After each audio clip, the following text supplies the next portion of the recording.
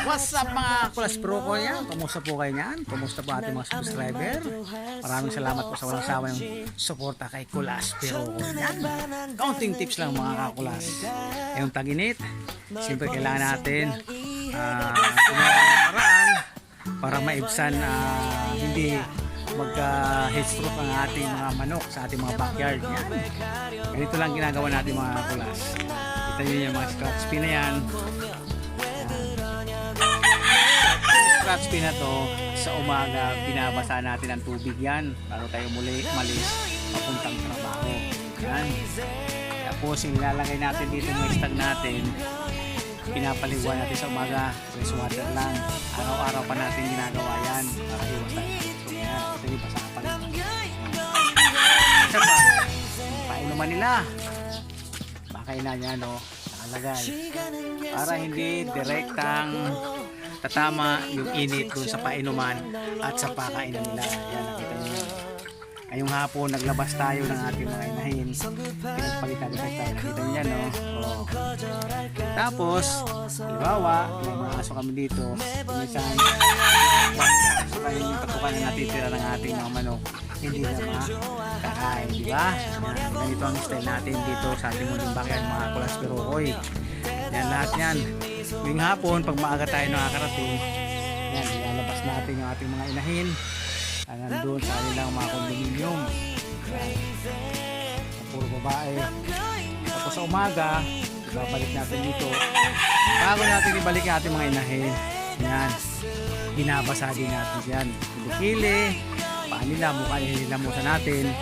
Pero ating itong mga stag natin, kak natin. Yan, bago natin yan ibalik doon sa umaga, bago natin patukain yan, pinapaligo na natin doon. Kung meron tayo doon mga galong mineral, kita nyo doon. Yan, hihini. Yan yung ginagawa natin guys. Kaya nagtataka nga tayo, mga kulas, meron pa rin tayong mga kabakyard, yung kanilang mga laki minsan kaya tama ng heat stroke, siguro hindi nila nagagawa ang paraan na to. Yan, yan o. Sa hapon, pagkada aga nakakawin yung kakulas, yan, ilalabas natin ang ating mga nandun sa kanilang scratch pin. Yan. Tapos siyempre titingnan natin kung ang araw ng halimbawa ang araw ay sikat, siyempre din yung hapon ay ilalagyan natin ito ng sako at plywood. Ayan o, kita nyo. Ay, ayan, at plywood yan, pag tamaan ng sunlight ay hindi katama sa manok natin, yung init. Napakasimple lang naman eh, sipag lang talaga. Hindi mo kailangan ng dami kung ano nilibigay mo yung mga alaga para makaiwasan na yung init. Ganun lang, basa sa umaga, tapos mga 6 PM sa gabi, yan, lalabas ko ulit, hinihilamusan ko ulit para ma-presko naman ang pakiramdam nila. Siyempre yung pagtulog nila, sabi nila nakakapasma. Ay pagka kinuha mo talaga yung manok sa cording area na bilad sa araw, kahit nakatipi lang yan, at yung binasayan talaga at nalungan, yun talaga sigurado. Ito naman nakita nyo guys, hindi yan madidirektahan tatamaan na araw. Mga 6 PM yan.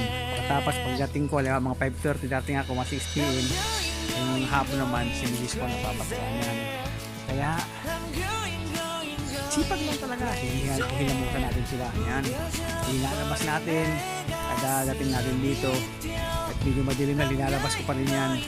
Baliktad ako dito para naman makarelax-relax sila, kasi alam nyo naman yung nasa loob ng scratch pin, hindi ka makapagaspas ang mga pakpak ng ating mga manok. Kontrolado nila, hindi katulad pag nailabas natin sila, talagang tulo pagaspas sila, nai-exercise na mga pakpak. Yan, tapos rinurot ito para man galaw na galaw talaga sila. Pag pinabayaan mo sa isang posisyon lang sila nakalagay, yan, pag rinotate mo sila, pinagpalit mo sila mga scratch pin, yan, kahig ng kahig, galaw ng galaw, nai-exercise na, diba? Ano naman, sipag lang naman talaga eh. Hindi ko alam kung iba bakit ay nagsiyawan nila, nagitong pasimuno, yan si Hinang pasimuno, o bakit yun eh. Yan, Di ba? Dahil lang ito mga klaspero ko. Yan. Maraming salamat po sa walang sawang suporta sa ating munting channel na Klaspero ko. Yan, God bless po sa ating lahat at sana po malayo sa mga kapamakan ngayon at sa mga darating pang mga